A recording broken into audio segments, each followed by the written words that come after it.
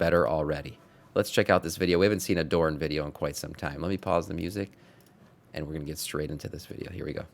Let's be real, objectively, the Shadowlands storyline wasn't all that good. Sure, it was horrible. Some like it, some think it was the worst thing ever, but generally, the opinion is that it was really lackluster. No problem, Black Cat. Thank you for coming in today. The expansion seemed like it was abandoned halfway through, and overall, the crazy Puppet Master thing was just so over the top, and just really damaged the entire warcraft storyline because this jailer guy was behind everyone. Now, with Dragonflight out, a lot of people are naturally skeptical, but luckily, Blizzard did a bunch of interviews, especially lately, and they addressed the changes, how Dragonflight will be different, and what we had learned from the Shadowlands and what will be coming further. So, what are the good and the bad things, and is Dragonflight really going to be all that different?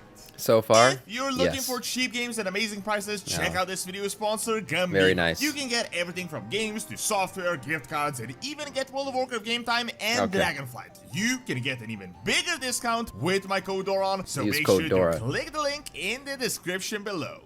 By the way, my sponsor emailed me yesterday. They sent me the discount code. They sent me all the stuff to get this campaign started, and they were like, "Go ahead, get it started. Even though we didn't get you the product yet, it's on its way."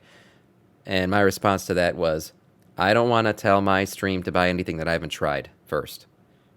So, whatever it is, I'm going to try it first because I don't want to tell you guys it's great if it's not.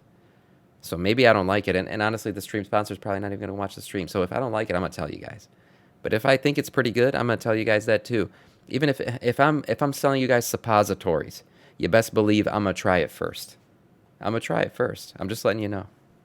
So, I didn't launch the stream sponsorship yet today because I didn't get the product yet. But once I get it, I'll launch it. As Dragonflight is just releasing, rightfully so, many of us are worried and they're just going to mess it up and that this is going to be the new Shadowlands because Shadowlands was promising when they announced it. I mean, sure, there were some early signs the Shadowlands storyline might not be the best, especially with how crazy, powerful, and important Sylvanas was. That was annoying. But before the expansion release and just as they released the lore, it was actually super promising. Way to take one for the team. Potentially going to be a pretty good storyline. Now, I made a bunch of videos with speculations based on the hints that Blizzard gave us, and it just seemed like they decided to drop the entire expansion halfway through, and the storyline just kind of led nowhere, like literally nothing happened. So while there's some pessimism, this is one of the saddest things to ever happen in gaming as a whole. To take probably your most epic character, one of the best characters ever made, and definitely the best character your franchise has ever made, and turn it into a little floating wisp. What a sad moment. What a sad moment in gaming history. Natural that people are R.I.P. what Arthas Blizzard is planning to do in the new expansion, and why should you even play the game? I mean, if you're like show that once or twice, you're obviously going to be more careful the next time. Now, some good news is, while there's obviously, still a bit of ignorance from Blizzard, they have actually come out and they did a bunch of interviews where they talked about how Dragonflight is going to be different and what we could be expecting, and there are some good and there is some bad news. The bad news is that Blizzard never really acknowledged that Shadowlands was lame. I mean, I understand, they can't just outright come out. Yeah, what are they gonna say? But what are they gonna say? Are they gonna say they fucked up? They're gonna say the expansion sucked? Are they gonna say we abandoned it? People were paying $15 a month for that shit. They can't just go out and say it was an inferior product. They're probably just not going to talk about it anymore. That's how they're going to get past it. Just defensive about it. I mean, personally, I would really appreciate if they were just out in the open. If they just said, we messed up a bit with the story, the release schedule, there were some internal issues, but we're going to make up for it. Like, we messed up, but we're going to do better. From the interviews that you've seen, the development side that is in charge for the gameplay part of the game is more like this, but narrative one, definitely not so much. However, they did still talk about making changes. Everyone knows Shadowlands was bad. Going to be different from Shadowlands. And we can also we're drug addicts. That based on the expansion being out and the alpha and the beta, so objectively it really is not the same as the Shadowlands. The main and the most important thing is that we really are going back to Azeroth and that we're getting to that more it's been really nice to go back to Azeroth too. Adventure, classic Warcraft feel where it's all about discovery. At the moment, this isn't really just Blizzard tooting their own horn and giving us false promises, but they actually are right. A bunch of cosmological... We know now because we're playing Dragonflight. The lands themselves, the zones, are the best... or some of the best zones Blizzard's ever made. Ever. The Onahara Plains are now one of my favorite zones in the entire game. It's so beautiful. The lands are massive, expansive. They go so far into the sky and so down low. Amazing. Amazing stuff.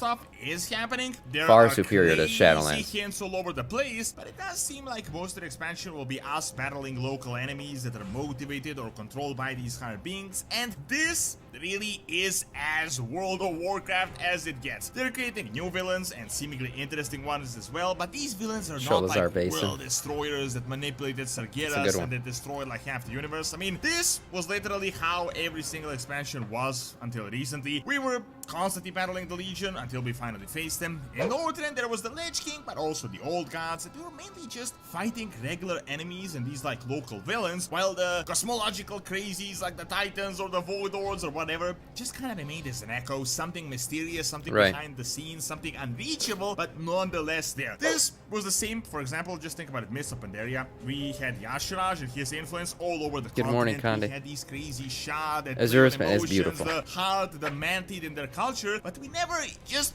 revived Yasharaj and decided to just blast him into space with a crazy superhero weapon. Well, that changed with BFA when we literally did just that with Nazoth, and it got literally absorbed with the Jailer and the puppet. Nazoth, how great was that quest line? I don't want to, I mean, I would think everybody's been through it at this point, but how great was that quest line in Dragonflight? Unbelievable. I'm not going to give away too many details, but man, it was good. Puppet Master behind the Puppet Master behind the Puppet Master. Almost better than anything we got in BFA, which is mind-blowing.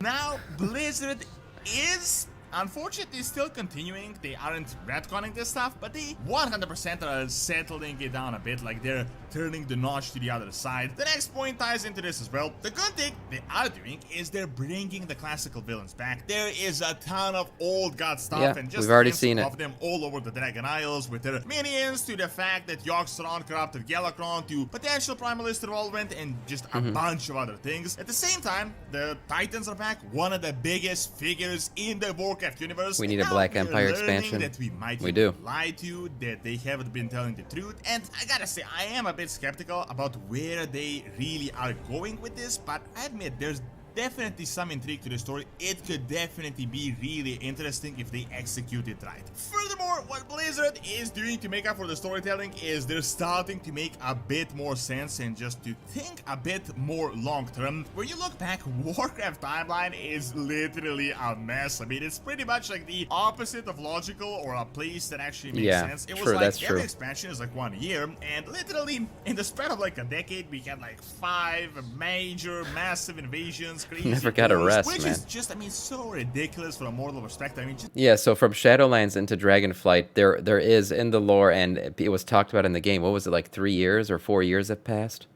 So we had like time, we had a peaceful era in the world of Warcraft, which is like historic because like he's saying here, it's been year after year. Villains and battles and wars. Getting invaded by the Legion, the Lich King, there's a cataclysm and all this. Azeroth's been a horrible place to live up until now. Do a 5-year time skip to there it is, 5 years. Create some space to make some sense, which really is excellent from a lore perspective. I only wish they actually made some physical changes to the world as well. A second point that ties into this is that they're starting to think a bit more about the older zones. They're talking about Night Elven Renewal and what could be happening there. Oh, we still need a new world tree. Promising the return of Gilneas, which means they're thinking about solving a bunch of time-related issues that have been plaguing the lore pretty much since the start of World of Warcraft. However, if you push all that aside, overall the best thing they're doing is they're changing the mean streets of Shadowlands and this crazy Jailer guy. And in my opinion, this is like the #1 change I want him to make. I hate even looking at this guy. This isn't just rainbows and sunshine, as in the recent interviews, I can't really tell you that they're doing like that Sylvanas questline. This was a cool questline. This was cool. The whole story arc with oh my god, Uther was awesome.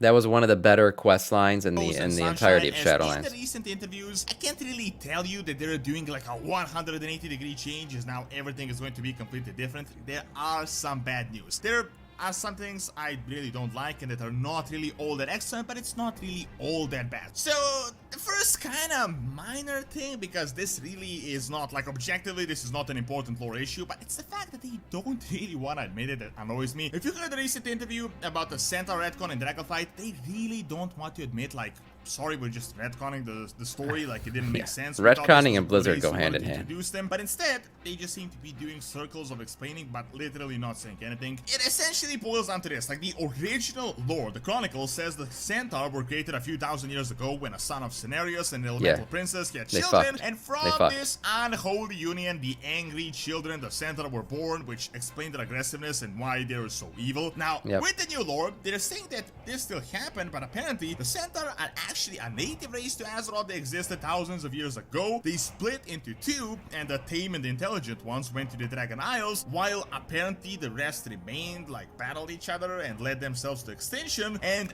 yeah, it looks like it. I actually didn't even think about that, but they did retcon the Centaur, because originally, yeah, it was a Cenarius' son, or I forgot who, but he fucked that elemental girl or whatever, and then the demon elemental thing, and then they had babies, and the babies were the Centaur. Whereas now, yeah, they're explaining the Centaur as like, oh yeah, they've been in the Onahara Plains this whole time. They're a native. Cenarius' son, yeah. So I guess that sex story is a retcon. From the Chronicle, like the story I just told you, was like their revival or something like that. It definitely sounds kind of ridiculous when you think about it. The answer to that question was super unclear, as in they didn't really flesh out this answer. They didn't really think about this thoroughly. Now, as I said, this is definitely a really man, minor those thing. old Centaur. The Centaur, but looks just because horrible. it is a minor thing, I really wish they just admitted it. Like, we decided to change it, and that is all. We're sorry, we kind of messed it up, but let's fix it, and we're not going to do it again. Another big thing they're doing is they don't really want to admit that Shadowlands flopped. In my opinion, I mean, this is understandable. You know, they can't just outright officially come out and say. The Uther quest lines were good. Hinted at it a bit more, like if they admitted that there were some things wrong. I mean, I think we can objectively say that the Jailer storyline really didn't hit the mark, like literally by whatever metric you want to take. I mean, sure, people in the community are negative about most things, whatever they do, but literally, I don't think there is a single positive reaction to the story ending. I'm pretty sure, like, whatever internal metrics they have, they could confirm this. Like, the Jailer was really not that well received. So, as I said, I know they can't just straight out say the Shadowlands didn't happen, we're just retconning this, but I wish they just said, we messed it up, we're going to do better, and yeah, that is about all there is to it. And the last kind of bad thing is about the Night Elves. Now, at the moment, it is obviously a bit too early to say, because they really are big. We haven't seen anything about them yet. I'm very interested to see where they take that storyline in Dragonflight, but we went through the whole campaign quest line, nothing about them yet. Hints about the renewal, but like 5 years is literally. You would think maybe when we did the Green Dragonflight we would have, but we didn't. Promising them something they don't ever end up getting. Right now, Malfurion is sacrificing himself, so they're losing once more, and the Night Elves seem to be kind of distancing themselves from the alliance with the most recent hints. I really hope I'm proven wrong about this, because there are a ton of hints that they will finally get a satisfying ending, but really, who knows at this point. So overall, to be completely honest, things are definitely seeming optimistic. I mean, these bad things are just a few criticisms, but overall things are pretty optimistic. There are some really good potential storylines, but at the same time, some things are still kind of the same. It is entirely possible that Dragonflight could turn out to be a really excellent expansion, but really, so far it is, the honestly. answer to this is but endgame is what really matters. How this story is going to unravel, how many patches are we going to get, and all that. And I really think it is going to be crucial for people to regain their trust for Blizzard if Dragonflight does right, I agree, and Simple. just for World of Warcraft to revive itself as a whole. Thank you for watching. Check out all the hints you missed in the recent Dragonflight cinematics by clicking on the screen, and check out the Runs Academy for videos on real-world history. See you next time. I mean, it's good. It's good. I mean, he's right about a lot of the things he said. You know, getting back to the basics. That is World of Warcraft. It's been fun to go back. The story is much better, much more fleshed out. It all makes more sense. We don't have the annoyingness of dealing with a Sylvanas villain that's kind of forced on us, or a Jailer villain that makes no sense.